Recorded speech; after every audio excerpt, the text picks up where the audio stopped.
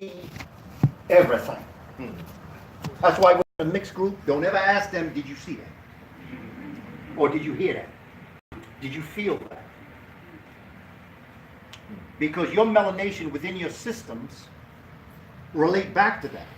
They don't hear things. You pick it up, you hear it. You see things. Can we also take in every color radiation within that wave spectrum as well? All of this we absorb. We are that. Do you know that you got to be careful how many melanated people you have in a room, because melanated people absorb light. That's why everybody stopped talking when you walk in the room, because you done took up all the light. But let me prove that. For those of you who are in TV or in front of cameras, what do they tell you? Don't wear white, because the light will reflect off your white suit. That's why they say wear black, because black as a suit or a dress, red, dark, deep colors, absorb the light as opposed to deflect. This science. Your melanation creates a very serious problem when you walk into a room. That's why everybody shut down when you walk in, because they're scared. They say, "Who walked in?" because you're taking all the heat. Please, brother. Polar bears aren't white. Say again. Polar bears aren't white. They Okay. don't have any white on them. Okay. The fur is transparent. Okay. It refracts light. Okay. And their skin is black. Interesting. Okay. And the gorilla is all of that combined. Same thing with white rabbits and brown rabbits. White rabbits are in the winter, turn brown in the summer. Please, my brother, I was just going to say, I thought it was kind of coincidental that that color spectrum, from red to violet, is also color shocking. same exact thing.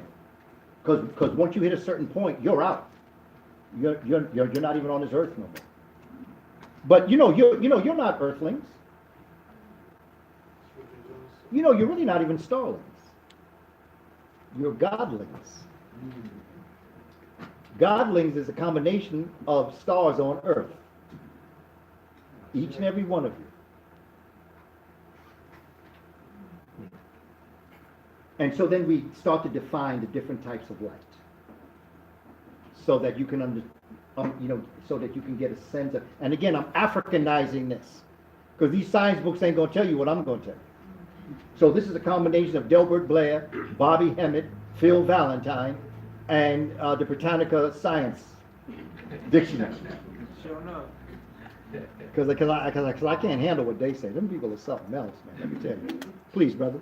I don't really get off the subject, but what do you think of those who contain that it's impossible that pyramids were built by man, that they were visited by some other Yeah. aliens too? Yeah. Well, Well, to answer your question straightforward, I understand what they're trying to do. But the fact of the matter is that trial and error shows you how our ancestors in Africa, going into inner Africa Kush, developed and perfected the concept of the pyramid, starting with the tumuli, which are like ways in which they could track the sun. Like they raised them up out the ground, and they dealt with shadows. So according to where the shadow was on the earth, it was like a clock on the earth. Sundial is another way of saying it. Tumuli. And as they move through Kush, moving up through Africa, you can see them perfecting it. You can see Imhotep's Saqqara pyramid, which is the step pyramid, then be perfected into the pyramid at Medum, and then Medum becomes Giza. So you can see the trial and error of human beings perfecting the mathematics and science that would build the pyramids. In fact, Imhotep not only built the step pyramid, he also put in place the math for the perfect pyramid, but he knew he wouldn't live long enough to be able to exercise that. So what he did is he left a blueprint, so that within 100 years, that pyramid was perfected into the Khufu pyramid, named after Khufu, but it really wasn't that, because all those pyramids really were aligned with the stars in Orion's constellation. And there were over 80 pyramids in Giza, and it was in a walled city. So I can see trial and error of human beings perfecting their science. So I want no aliens. Because I can see the trial and error of our ancestors. But again, it goes back to, if I was them, I would too. I would try to get you to believe you ain't as great as you are. I mean, why am I going to give you the power? I would have to be out of my mind. As a people on the road to extinction, to give you your immortality. There's a video on YouTube where they, the viewer refers to the Anunnaki as the Hyperborean race, which is predominantly melanin. Yeah. So even when they reference the Anunnaki on the History Channel or whatever, giving them credit that they built the pyramids, they're still referring to us. Yeah. And we can have many names, but I always tell people, don't get caught up in names. Get caught up in the fact, whoever they were African, period. You know, same thing I say to my brothers who are Moors or Hebrew Israelites or Negroes or, or African American, colored, Nagas. Whatever you want to call yourself, you call yourself. And I'll call you that too. But in the back of my mind, I say, that's African. You call yourself African. But you're the original human being. So I don't get caught up in all these little compartments. It's funny, these so-called illegal aliens. I can't get over these illegal aliens. The very people they're calling illegal aliens were the original people pushed south by the original illegal aliens. It's like they come into your house and steal your house, push you in your bedroom, and all of a sudden you come out and they say, you can't come out here, you illegal. But I own the house before you stole it. It's all according to who write the book, who illegal. Those Central and South Americans were already on the American hemisphere. And before them, there was Africans. These people we call Native Americans, they're the fifth migration of humans to this part of the world. They're the Asian invasion. During the Mongol invasions. And then before them, you had the Inuit or the Eskimo. Eskimo is a derogatory term. And then before the Inuit, you had the Algonquin, who were African. Before Algonquin, you had Clovis Folsom, African. Before that, you had the Paleo-Americans, they were Africans. See, I'm tired of talking to them, to tell you the truth. I'd rather talk to you because they're going off the planet. I don't care about them. You're going to still be here. That's why I want to talk to you.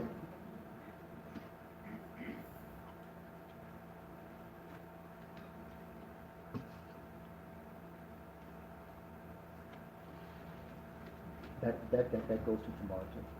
Check it out. So, here are certain excerpts. Here are certain excerpts from the pyramid text and the coffin text that identify the sun. And will talk to you about the fact they were aware of the light and heat energy that came from the sun that created life on Earth. And here is an essay I read or I researched through William Leo Hansberry, who spoke about Africa's worship of the sun and how it went through the 3 steps, from superstition to religion to science. Superstition, you have faith. Religion, you have a belief. Science, you know. You know, when I go to church, I speak in, so sometimes churches invite me. I say, sure you want to go. They say, hey man, we know your work. I check you. Yeah, come on, man. And so I get up to the pulpit. I thank the minister for sharing his pulpit with me, and I say, I just want to start off by telling y'all, I don't believe in God. Oh wow, you see, and see, look at what happened in this room. So you can imagine what happens in high mass in church. And I said, I want to tell you something else. I don't believe in God. And then I start seeing people getting ready to do the exit. I said, but before you leave, I know God. That's right. You can lose your faith and you can stop believing. But you get some cognitive dissonance if you stop knowing. I said, I know God. In fact, I saw God this morning. I watched him brushing his teeth and washing his face because I am God having a human experience. Now y'all can go.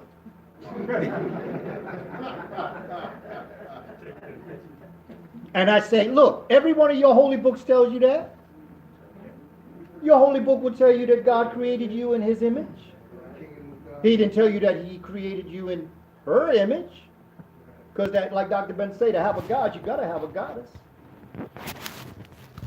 And so our ancestors understood going from superstition, which is their relationship to the sun, and as they studied and learned, it went from being what we call a superstition to a formed pattern of behavior, which is religion. And then it came to straight up science. Light and heat energy created life on Earth. And the organizing factor of all life on Earth and in the cosmos is the carbon atom. People say organic. They say, you know, I put my clothes, I had my clothes in an organic cleaners. What is an organic cleaner? Organic simply means that that a living entity has assimilated carbon into its system. It doesn't mean anything other than that. So I mean, I don't understand what you're talking about. Organic simply means that you've assimilated carbon. There are four basic atoms on our planet. You can call them elements if you want. Hydrogen, oxygen, nitrogen, and carbon. Basically. Sulfur too, but basically. John G. Jackson teaches us that you can put no more oxygen, nitrogen, and hydrogen. You can combine no more than 4 of these atoms together. You can take 2 parts hydrogen, 1 part oxygen, create H2O water. You can take 2 parts hydrogen, 2 parts oxygen, create hydrogen peroxide. But of those 3, you can only combine 4 at a time. But with the introduction of carbon, that creates the billions of molecules that exist. Carbon is cosmic glue. It creates life. So even if they're looking for illegal or legal aliens to come from outer space, they're going to look like Idris Elba. You know, they're going to look like Amada La Negra. They ain't going to look like Lauren Green. Because to be out in space and to survive, you must have assimilated carbon. The reason why peoples of European descent or Eurasian descent look the way they look is because Africans made a mistake and went into the ice. You are a mistake, but you're a blessed mistake because nature allowed you to survive that tremendous and horrendous experience of the ice, but they told you when you get back south, get with a black person. Because we didn't make you like this on purpose. This is to make you survive the cold, because this complexion is a detriment in the cold. Because the little sunlight that we get is blocked because of the melanin pigmentation. So what are we doing it now? Right now, we are not the same complexion that we were in July. In July, we are not the same complexion that we are right now. Even our hair changes. The hair texture changes. Even if your hair is very curly, very nappy, it straightens out in the cold weather. Your body becomes thin. Heat expands, cold contracts. This is science. So Europeans are a mistake. But they're a blessed mistake because that's what allowed them to survive the cold. The way we know that is because black folk, pigmented people in the cold, we studied this, but I've studied through studies. When we were in World War II, many of us got osteoporosis, which is bone deformation, because of the cold in Russia and Europe. Because it was cold. And so we know that the detriment of pigmentation in the cold impacts our bones because of the assimilation of carbon. The assimilation of calcium. Please, brother. I want to go back to something that you said about the molecules and the atoms. According to Dr. Gabriel Oyigo, who you know, there's only one atom. Mm-hmm. Okay. So, going with that theorem of Gagoot, oxygen being the eight hydrogen atoms. How is it that those 8 hydrogens come together to form the one oxygen atom? Or I guess it would be a compound or a molecule then. What happens, does an energy have to be infused into that process in order for those hydrogen atoms to coalesce and stay together? Well, that's what fusion does. Right, but that's what, so where does the fusion come, where does the energy come from? Is it an energy that's generated out from the atoms outside of the nucleus, or does it come in from the outside? It is already contained within each atom. It has its own potential for energy. If it does what it's supposed to do, it will fuse. It has a purpose. But that's what I'm saying, if there's only one that, according to the... Hydrogen. Hydrogen. Yes. So we get 8 hydrogens roaming around, and then they just merge together. Yeah. Well, the idea is that they merge with each other. So 1 becomes 2, 2 becomes 4, 4 becomes 8, and that's the way. Because if I was going to get into the Yeah, it is, got to. yeah, Galgut is there. But what I'm trying to get to is that this was chronicled by different papyri in terms of 1 becoming 2, 2 becoming 4, 4 becoming 8, and then I became 1 again, which shows the cycle. So what you're dealing with is all the information. Time just doesn't allow me to do this. This is the Shabaka stone right here. This is the Shabaka stone. But what I want to get to is that part of my part of the study of this as we move through the process is to understand. Okay, let me show you this. This is the periodic table of elements. Okay? There are families and communities. Families go horizontal, communities go up and down. But if you notice, in this first family, there's only 2 atoms. There's hydrogen, and there's helium. In the next family, 1, 2, 3, 4, 5, 6, 7, 8, there's 8. Next, 8. Okay? This is the periodic table of elements. Carbon is 6. That's why they got you so afraid of 666. Because they don't want, they'll tell you it's the devil, but that's to keep your mind off of going there, because they know black folk are afraid of the devil. So if they keep us thinking that 6 is the devil, we won't realize that that's a sacred atom, the carbon atom. If you put 8 hydrogen, you get oxygen, okay? If you put 79, you get gold. 80, you get mercury. See, when the Moors went over to Europe, what they did is they introduced this alchemic principle of the laboratory. All this Merlin, the magician and all that, that's all black people teaching them alchemy. And what the Africans did is that they took mercury, which is one of the liquids, one of 2 liquids in the entire atomic structure, and they took 1 proton out, 1 neutron out, and 1 electron out, and they went from 80 to 79 and created gold. Europe got caught up in gold. They said, oh, you created gold? And the Africans say, yes, but that's not what I want you to focus on. I want to show you, if you manipulate those things within you, you can go from higher to lower and lower to higher. It was a metaphor for life. It wasn't about gold. But but you created gold. Yeah, I know. That's not my point. But they couldn't get over it. They said, but that's gold. So, what you have here is the fusion of nuclei that create various. So if you fuse 8 hydrogen, you get carbon. 7, you get nitrogen. 8 hydrogen atoms is oxygen. But what's happening as you go through this framework, this concept, this fusion, you're creating the cosmic universe, and that's what brought the universe into being. And that's what Dr. Yibo and I are talking about in Galgut. There is only 1 atom, that's hydrogen, which is what is called plasma. You want to study the future? Google plasma physics.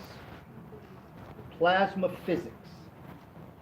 Because that plasma physics is what our ancestors were doing in the laboratory that Europeans never could understand, because we don't know it. We're tripping and not understanding what plasma physics. Plasma is ethereal or invisible spiritual water.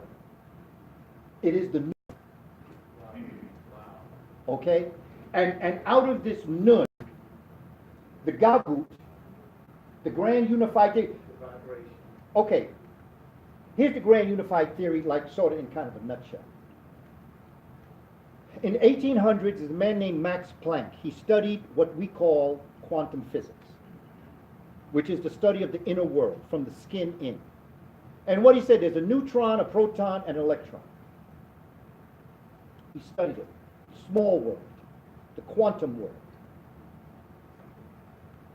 1905, Albert Einstein presents his concept of the law of general and special relativity. General basically deals with gravity, special deals with electromagnetism and the strong and weak forces. But then the scientists were saying, but wait a minute, there is such a perfect formula that describes the inner world, the atomic world, and there's a perfect formula that describes the outer world, the atoms, the stars.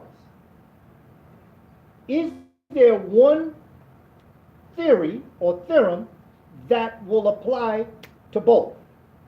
Because just like the electrons circle the nucleus of an atom, so too do the planets circle around their sun.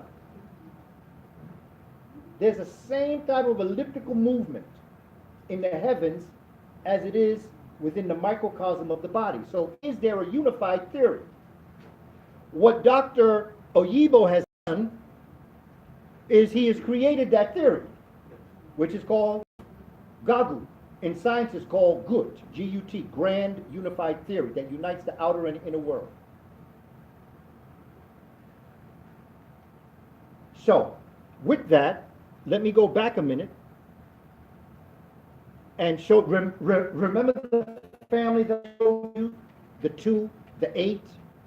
Let me show you how perfect that is. Why it's so beautiful. I wish I had known this when I was 12.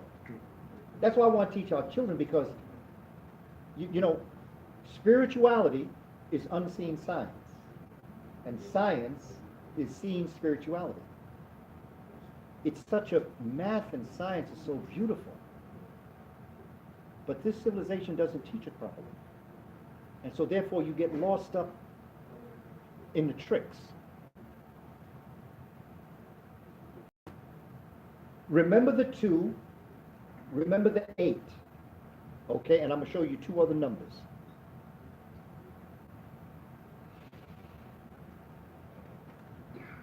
It goes the same way.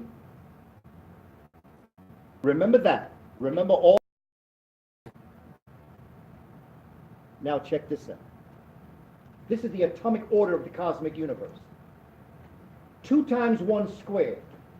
2 times 2 squared. 2 times 3 squared. 2 times 4 squared. Okay? You have the family of 2. You have the family of 8. As you move down through this process, the next family becomes 18. The next family becomes 32. So just as the periodic table was set up the way it was, so too as it relates to the atoms. Because atoms, nucleus, and the proton, which is female, then you have the first electron shell. Your first electron shell can only have 2 electrons. It's the KLMN shells. KLMN shells that circle the nucleus. Then you have subsets also. But the point is that in an atom, remember the family in the periodic table of elements, okay? And then remember this mathematical equation. What you have is that the next shell, the L shell, can only have 8. In other words, when you have an atom and you include lithium, which is number 3. the first shell around the nucleus can only contain hydrogen and helium.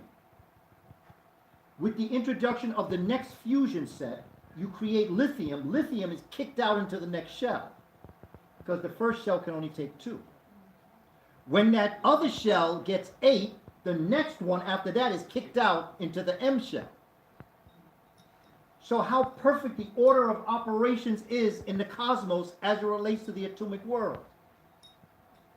And our ancestors, and this all relates back to the sun, because this is all the things that the sun is doing. And when you have a solar power energy, this is what you're doing.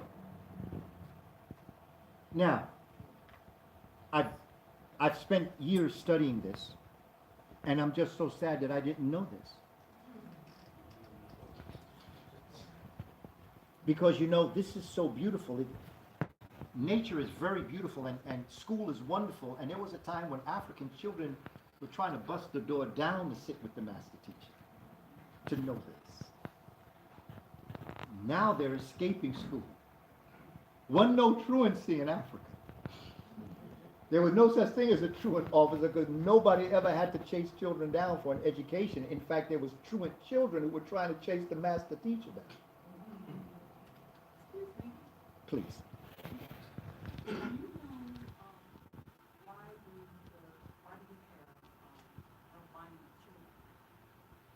That deals with the liver or the kidney not being able to process melanin. And well, it's the inability. Eurasians are a type of albinism. They're not albinoid. Because you can have children in Congo that are albinoid. You have children in China that are albinoid. Albinoid has to do more with a genetic than it does a particular people. But what albinism is what is a direct result of Africans going into a colder climate and becoming depigmented. But they're not albinoid. But all of the characteristics of an albinoid is exactly what Europeans are. Eye color change, hair color change, all that occurs. So that's albino. Now you have something known as vitiligo, which is people that lose that ability. So, you know, they have hands that are, you know, you can see that. Michael Jackson. And Michael Jackson is an example. He did have vitiligo. He could not have bleached skin. You can only bleach like so many layers off your epidermis. Once you bleach certain, you can get lighter, but the way he was, if you bleached your skin to look like that, you would have to have done you would have looked like you were in a 3rd-degree fire. What about Sammy Sosa? Same exact thing. He's just trying to hide. He'd rather people think he bleached than he got vitiligo. He could not become like that. Scientifically. You can only peel away but so much of your epidermis. Your epidermis is so thin. And, you know, there are 5 layers to your epidermis. Stratum corneum, stratum granulosum, stratum luciderm, stratum spinosa, and stratum basale. Inches, sections of inches thick, small. Once you start bleaching, you're bleaching your skin off. It's not making you lighter. It's taking off your skin. So, people would rather you think they bleach than that they have a disease called vitiligo, which means the lack of processing. They're still trying to determine whether it's your liver or your kidney that is being impacted. But this is science. And I know a lot of people want to say, oh, you bleach. You know, but when you get into science, you don't get into the emotions. You know, you stay straight up with the facts and what you perceive to that date, because that could alter too. But the way he looks at his skin color, I mean, whoever did that, there's a lot of folk that would like to be white that would take anything to find out that he was. Not knowing. Okay. That's at least my. Okay, so that's that. Thank you for the question, brother, because that allowed me to expand on certain comments. Now, here are worksheets that I use with our children and with our community when I do this class. Basically, it's introducing the sun to the children. Got to learn the sun. parts of the sun, the role of the parts of the sun, the corona, the solstice, what's the gravity, what's plasma, solar winds, neutrinos, hydrogen. Next one is a crossword puzzle. Again, I'm trying to get the children to know the parts of the sun, because that's really the basic starting point. Educate our children as it relates to solar. Know the sun. Know the parts of the sun. Some quick facts about the sun.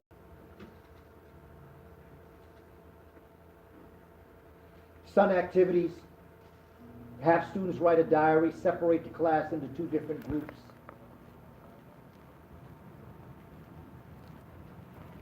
This is one of my original worksheets going back years when I was teaching melanin to children. This was the sun. You're talking about sun, right? I spent time I go to NASA's website. My question to you is, what I can gather at their website, they're expecting a solar flare to come off the sun. Based on your studies, the sun, the solar flare that come off the sun, would it enhance our DNA? Let me take that concept of solar flares. There is something that surrounds the human being. It's called the prana aura. Prana, prana aura. Just like you go inside dimensions to your chakras, when they are well tuned, emanate from the outside. And they create the visions of you. You know, in other words, if you could see your form, there's a form that comes out, there's another form that comes out, and as you vibrate on certain frequencies, you are able to move. Have you ever gotten close to someone that's giving off positive energy? Yeah. And then you can feel it? That's a prana aura. Contagious. That's a solar flare. The sun is giving off that positive vibration, Bob Marley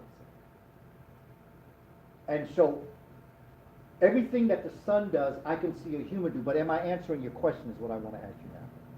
I'm looking more so, not to use the word, but in this age, we in a technological age, the word upgrade is used a lot, right?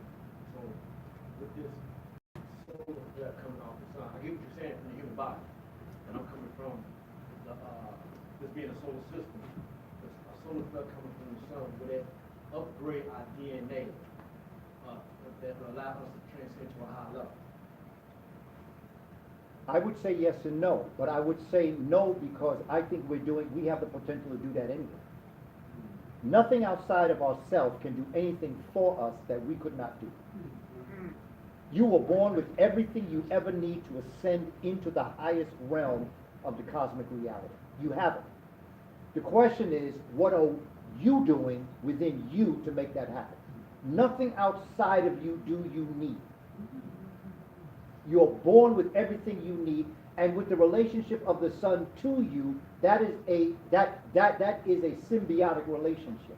This is why when I showed you that Aten disc with the sun's rays coming down, you notice some of the hands were right and some of the hands were left. According to the Kemetic legacy, right hand gives, left hand receives. If that's true, when you see the right hands of the sun, that means that the sun is giving energy. When you see the left hand is receiving the energy. We have a symbiotic relationship with the sun. And so, just as the sun gives us life, we also, as the highest manifestation of God, because remember, the original story was God wanted to know him herself. But because God was energy or spirit, can't know himself. So the Creator decided to create an evolutionary process that would create a masterpiece that would be able to reflect and to know that they were God. Make sense? And so what occurred was the planets, the galaxies, the stars, and on our Earth, because of the nature of our proximity to whatever we want to call this,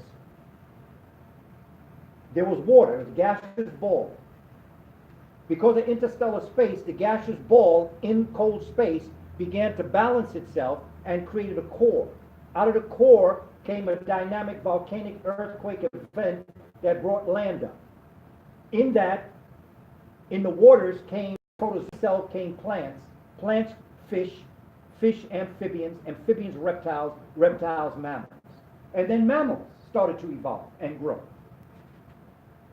We, the masterpiece of the cosmic universe, when our hands got to the right size, our brain got to the right size, our liver got to the right size, our heart got to the right size, we no longer evolved. At that point, the Creator said, now it's time for you to involve. And so then came the search for the Creator within. That's involution. And so in finding, the process was, when I said to you, each and every one of us, is God having a human experience? What I was telling you, that is the divine destiny upon which God created the cosmic universe in the first place. Because now God knows God.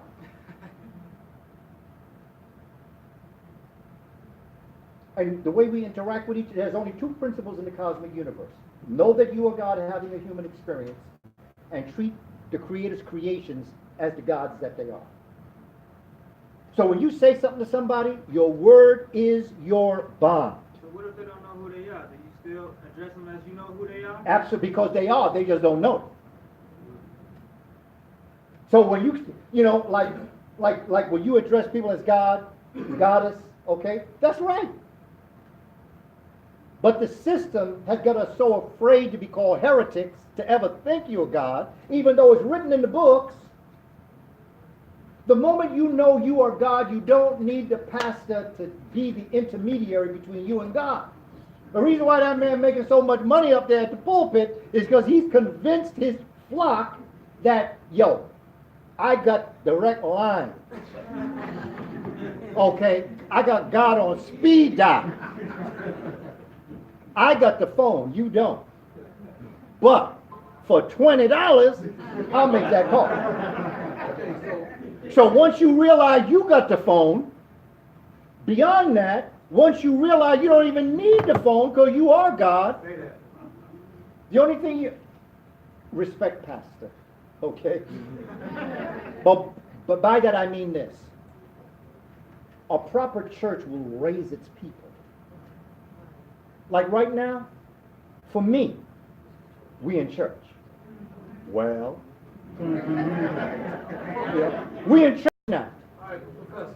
All right, so if the purpose of evolution creation is for God to know himself, to see himself Yeah, and herself. and herself, when everybody in the world, as a totality of God's creation, knows that we are God, looking at God, then there's no more evolution.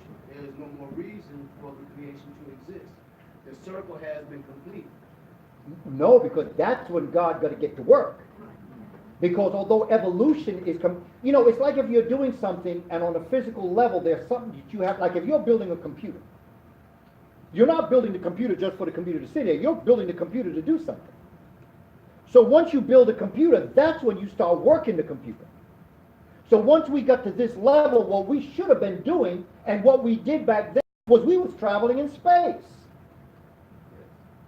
We were becoming one with the divine knowledge and wisdom that brought us supreme joy, bliss. So the idea was never just to know God, it was to act like God.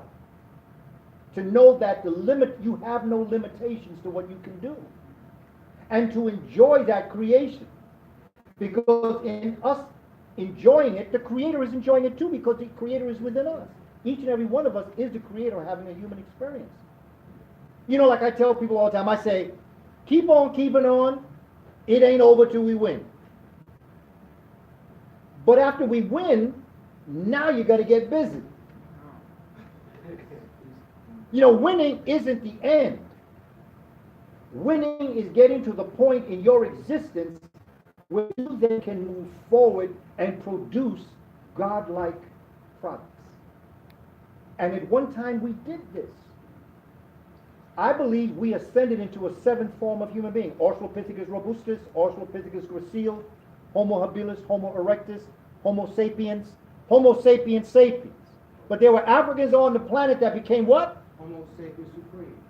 Homo sapiens supreme, or what I call super sapiens, or Homo perfectus. And that's who we are. And we, like I said in number of different presentations and also in Outer Darkness, is that the Creator came to a point in Africa where they noticed that Africans understood heaven, but they didn't understand hell. You living in heaven, but you don't know nothing about hell, because you ain't never lived there before. And so what happened was exactly that, is that God said, I'm going to pull a group of y'all out and I'm going to place y'all in hell. And come in time in history, a group of Africans were taken out and placed on the plantations.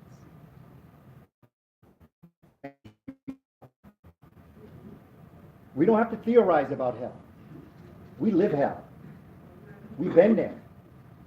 And we beat the devil. And so we went from being, we bear the DNA of the pyramid builders. We also bear the DNA of the plantation dwellers. But God said, I'm not through with you yet. I'm going to put you all in purgatory. So he took us from the plantation and put us in the projects. Said, God, because I'm going to let a couple of y'all like John Henry Clark and Dr. Ben and Shashi McIntyre, Sheikh Anta Diop, I'm going to let a couple of them come up out of you and begin to show you who you were when you, before the plantation, what you did with the pyramids. So, but we're going to put you in purgatory first. So that's the projects. However, in the projects, the DNA is there, and I'm going to take you to the promised land. There's no human being on the planet like the African in the American hemisphere. There's no human being that has been through what we've been through. None. There have been people that have been through some bad times. And I'm not trying to compare bad times with anybody. Bad times. Period. But ain't nobody been through what we've been through. Nobody has had the pain that we have had over time. Yet still we rise. We are being prepared for the future. We are being prepared because who better than us knows what it is to be in heaven and in hell? We know this. And it's time for us to begin to develop a relationship with ourselves first, because you only have one enemy.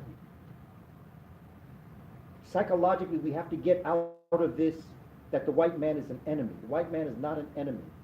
The enemy is that internal frequency inside of each and every one of us that continues to encourage us not to fulfill our divine destiny. That's your enemy. In fact, it's said, you are your own worst enemy. Everything else outside of you is an obstacle. The Eurasian is an obstacle, not an enemy. The enemy is what's in here. Once you get this right, you'll mow them down. You'll be saying, move on over, or I'll move on over you. They're not an enemy. You can see them. Look at how fragile they are. Look at that crazy 45 up there. Look at him. Look at how he acts. He's willing to hold millions of people hostage. Can't feed you. See, I'm a teacher. And my salary, there were times in fact, I didn't even live paycheck to paycheck. There were times I could not pay my rent on the first of the month because of all my other bills. So I had to pay a penalty because I paid my rent late. So it becomes important that we understand, we know what that feeling is like to have to live from paycheck to paycheck, to struggle to take care of our family. Grandma can take 5 potatoes and feed the community. You talk about Jesus with the 3 fish and loaves of bread? That's grandma. We know how to do this. We've been there. We know that pain. Who better than us? I tell black people, you know what, y'all? We need to create an entire new industry a consultant firm how to get out of hell. Because ain't nobody better to teach that course than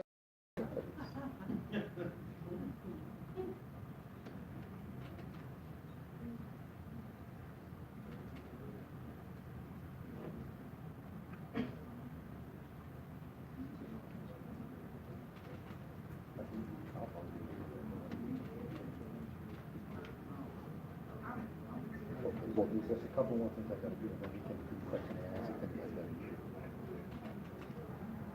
that. Okay.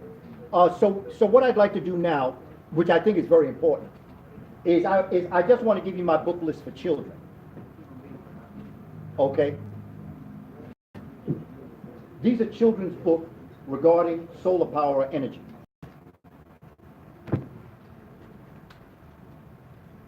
The sun, with all aspects of science. This is like a version of